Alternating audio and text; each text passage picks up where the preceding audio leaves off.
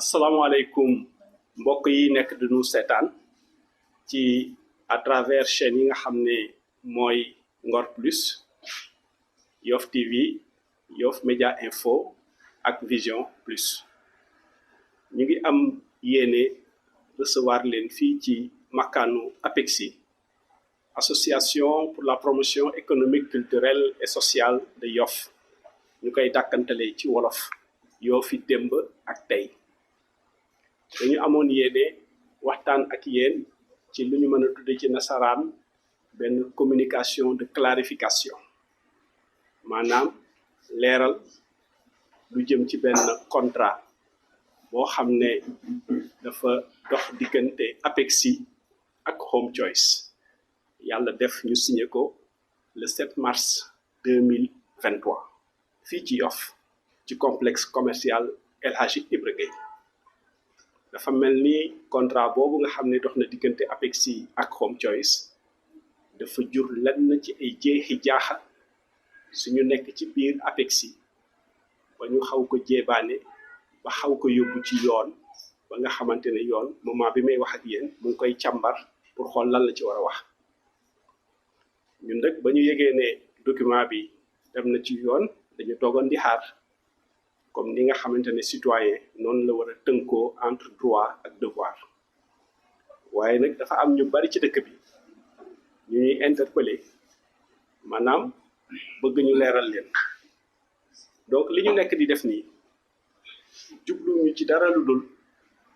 leeral rek ñun fee yi nga xam ne moo nekk ci contrat boobu nan la demee. teesantewuñu, xuloowuñu, xeexuñu, te bëgguñu manqué kenn respect. moo tax ñu ngi ñaan yàlla nañu yàlla jubalal ba nga xam ne kàddu yi ñu nekk di yëkkati yàlla nañu yàlla dimbali ba nga xam ne duñ ci wax benn kàddu buy xotti war may kenn, duñ ci wax benn kàddu boo xam ne bii dafay jur fitna ci dëkk bi. parce que rôle APEXI du indi fitna ci Yoff. rôle APEXI du indi jeexi jaax ci Yoff. ba ñu ko créé ba léegi, ba mu jotee récépissé ba léegi le 21 octobre 1982 ba tey jii ñu nekk fii di wax nekk le 5 mai 2024 defe naa ne APEXI ci lu ñu ko gën a xamee mooy taxawu askan wi ci wetu lii état di def, ci wetu lii collectivité territoriale yi di def. loolu mooy suñu cër, loolu mooy suñu devoir. ñii fi nekkoon,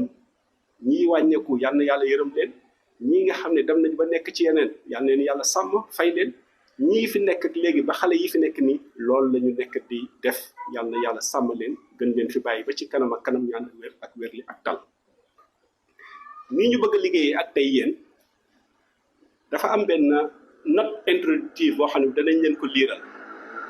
du gudd, c'est juste quelques 2 minutes. bu ñu paree ci loolu danañu jox kàddu gi kii nga xam ne moom mooy Libaas Laye Dieng, nekk trésorier général bu APEXI. moom dana ñëw ci contexte bi nga xam ne si la ñu signé contrat bi. suñu paree ci moom danañu dugg ci contrat bi en tant que tel. contrat bi nag danañ ko dugg ci ñaari bunt. bunt bu njëkk bi dafay ñëw sur les aspects techniques. loolu ku ñuy wax suñu mbokk mi di Baye Malick Sylla nekk le président de la commission investissement et patrimoine et investissement de l'APEXI danañu ko faram fàccal. su paree danañu jox kàddu gi kii di imam Bara Ndiaye. moom Bara danañu duggal ci avantage comparatif yi nga xam ne muy ngëneel lii nekk ci biir contrat bi. suñu paree ci imam Bara danañu jox kàddu gi suñu mbokk mii di Xaali Mbeng,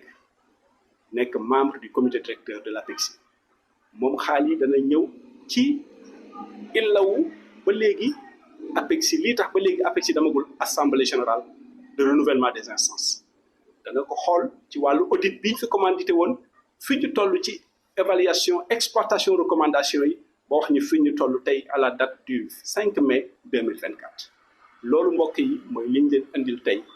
ma di ko tàmbali très rapidement avec lecture communiqué bi nga xam ne moom la APEXI à travers son responsable moral docteur Serigne Mbaye Diène signé génn tey le 5 mai 2024. da nga xam ne bu ñu paree ci point de presse bi danañ ko faram fàcce wasaare ko ñëpp mën ko jot. parce que ñii bu ñu mënee xool télé am na ñoo xam ne ñu ngi gën a jàppandi ci liir danañu seet aussi yeneen di pexe yoo xam ne danañu fexe ba lii fii nga xam ne yëpp moom la ñu dund ci contrat bi ñu baaxee leen ko nag encore une fois pas pour tiiñal nit pas pour weer nit pas pour doyadal nit déedéet juste rek pour ngeen am les éléments d'appréciation su ngeen ko amee nag yéenay xool ndax loolu njariñu dëkk bi la wala déet parce que ñun ëpp ñu leen xam-xam gënuñu leen a ràññee te gënuñu leen a yeewu nit kon mbokk yi su ngeen ma ko mayee ñu daal di lire communiqué bi APEXI association pour la promotion économique culturelle et sociale de Yoff Yoff yi démb ak tey le président communiqué objet clarification sur le protocole d'accord APEXI Home Choice et l'Assemblée générale. L'APEXI porte à la connaissance de la population yoffoise et de tout autre public intéressé par le protocole d'accord qu'elle a signé avec la société Home Choice le 7 mars 2023 pour l'exploitation du périmètre qui a abrité l'ex-agence de la Sen'Eau à Yoff a été conclu dans le respect strict des dispositions de ses statuts et son règlement intérieur et de sa pratique habituelle en matière de négociation de contrat. Elle a impliqué dans ce processus ses principales instances dont son comité d'honneur, le principal organe de consultation, et le comité directeur, l'organe de décision entre deux assemblées générales. Ces quelques exemples l'attestent. Spécifiquement, le comité directeur, lors de sa réunion du 23 octobre 2021, l'organe de décision qui, pour remédier au manque à gagner causé par le départ brusque de la Sen'Eau, entre parenthèses, 30 millions par an, survenu le 30 septembre 2021, a donné mandat au bureau pour rechercher dans les meilleurs délais des clients intéressés par le site pour l'exploiter. Autre exemple, le comité directeur a en outre ordonné, dans son procès verbal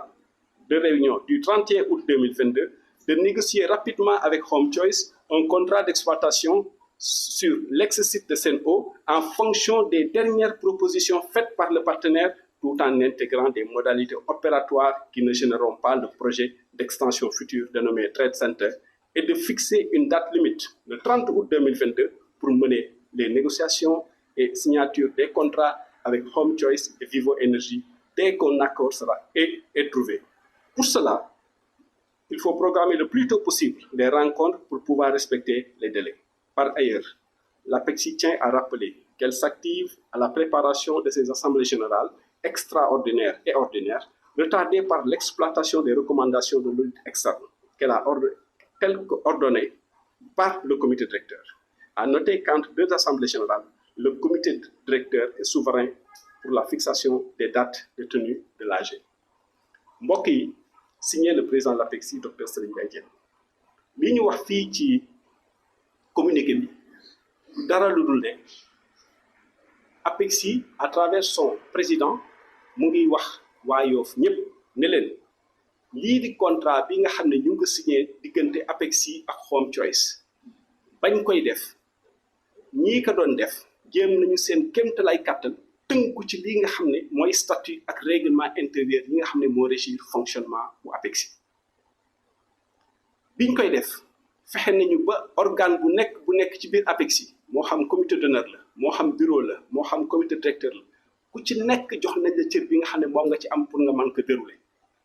firnde yi nag en attendant suñu mbokk yi gën a ñëw en détail ci yenn épisodes yi mu ngi évoqué réunion comité directeur du 23 octobre 2021 bi nga xamante ne CD bi dafa wax ne keroog bu ñu yëgee ne Sen'Eau dafay quitté te mu xaw a bette te nga xam ne Sen'Eau lii nga xam ne moom mooy manque à gagner bii la départ am causé muy environ 30 millions pour être plus précis 32 millions 400 mu ne woon nañu gaaw seet ku ko remplacer pour que mu bañ a fausser trésorerie bu APEXI beneen boo xam ne beneen réunion la bu CD bi def muy le 31 août 2022 mu ne nañu gaaw négocier ak Home Choice te bu ñuy négocier ak moom nañu seet lépp loo xam ne lii dañ ko prévoiroon ci projet bu ñuy wax Trade Center te nga xam ne dafa waroon a dem ba nangamu étage ci kaw dinañ ci ñëw léegi tout à l'heure mu ne nañu fexe ba intégrer au mieux loolu nga xam ne moom lañ bëggoon def ci projet boobu comme que beneen yoon bi dafa mel ni arrangé wu loolu ay firnde la pour wane ne comité directeur bi wax dëgg yàlla prononcé wu na ci projet bi fi mu jeexale nag mu ne lii di assemblée générale bu APEXI ba mu doonee ba tey ba audit ba pare ba tey ñu ngi ciy liggéey fi may tëjee rek mooy keroog bi nga xam ne commission de révision des textes mu ngi clôturer ses travaux fii dans ce bureau keroog la ñu jot assignation bi nga xam ne muy le 24 août 2023 bii comité ad hoc bi ñu tegoon pour mu xool texte yu bees yi keroog bu muy boucler son cycle keroog la ñu jot assignation bi ci même jour bi te loolu ñëw tolloo ci li gën a bloqué lenn ci fonctionnement wu APEXI donc mbokk yi loolu moo nekkoon note introductive bi nga xam ne moom lañ leen bëggoon na liiral faram fàcceel leen ko ci wolof léegi dañuy jox kàddu bi kii di Libasse Laye Dieng moom mu ñëw ci ban contexte la ñu signé contrat APEXI ak Home Choice le 7 mars 2023 ngeen baal ñu àq